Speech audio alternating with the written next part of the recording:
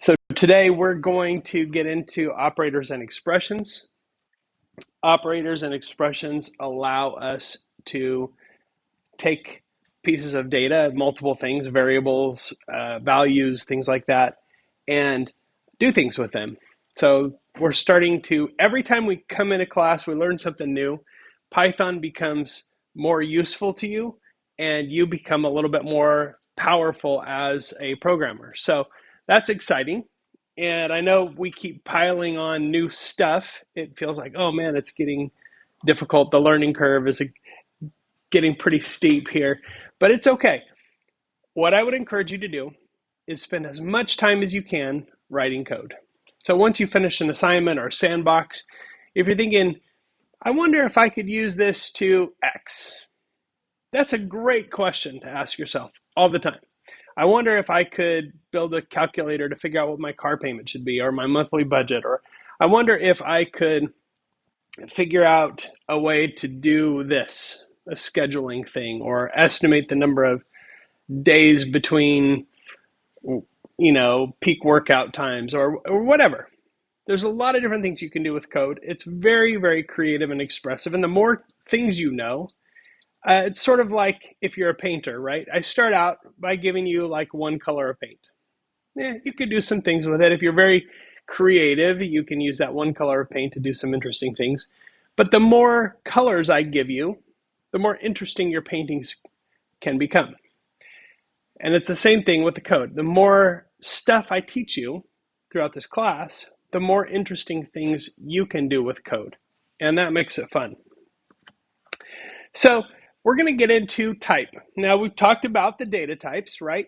String, integer, double, and Boolean. You have a question?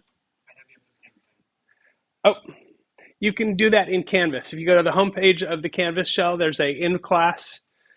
There's a link for in-class attendance. You can hit that, and it'll take you to the same place. So type conversion functions allow us to convert from one type of data to another. In some cases, that works great. In other cases, that gives us either a weird answer or maybe even an error. So we'll explore that. Conveniently, all of those conversion functions are named after the type of data you want to have when you're done. So if I use float, let's say I give it this string. I know it's hard to read because it's super tiny.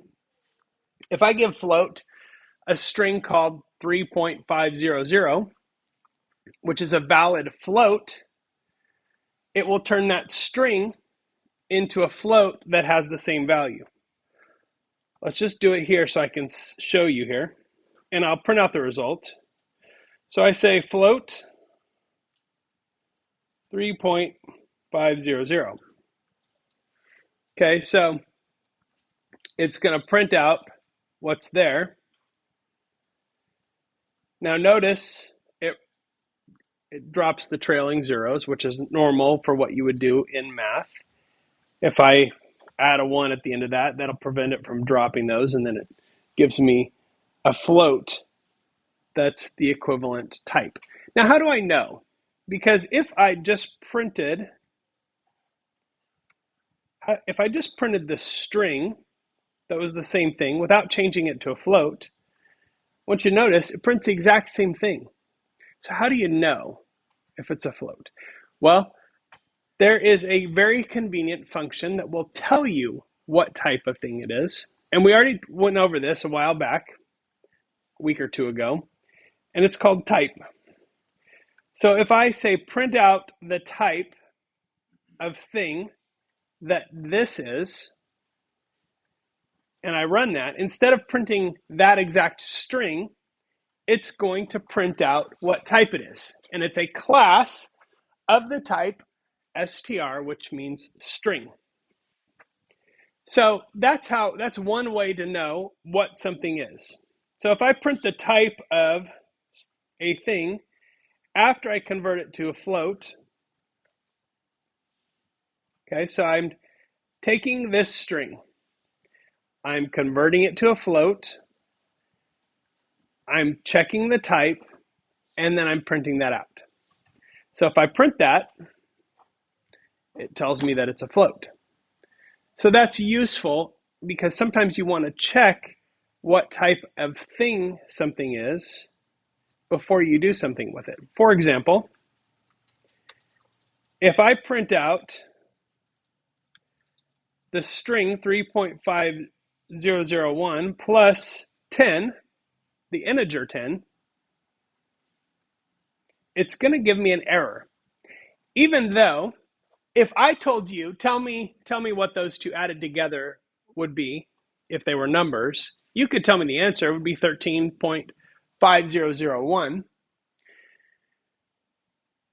Remember that Python, every time it sees a string, all it sees is a list of characters.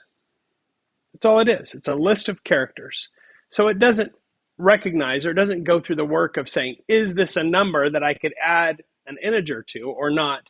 It just says, you can't add a number to a list of characters. There's no answer that makes sense of that. So type matters because if I say, change that float or change that string to a float and then add it to the integer 10, then it gives me the answer. So I can change it to a float, then I can do the addition. So changing data types allows us to do things that are useful. So float is one of the functions. String is another function, str. You can change anything to a string, literally anything. You can't change anything to a float. If I give it the string bill and try to change that to a float, I'm going to get an error. An integer. So I'm changing it to a number with no decimal. And then finally, Boolean, true or false. Remember, a Boolean is true or false. So if I take the integer 12 and I try and change it to a Boolean, is the integer 12 true or false? There's a real easy pattern to this, and we're going to play around and see what we can find out.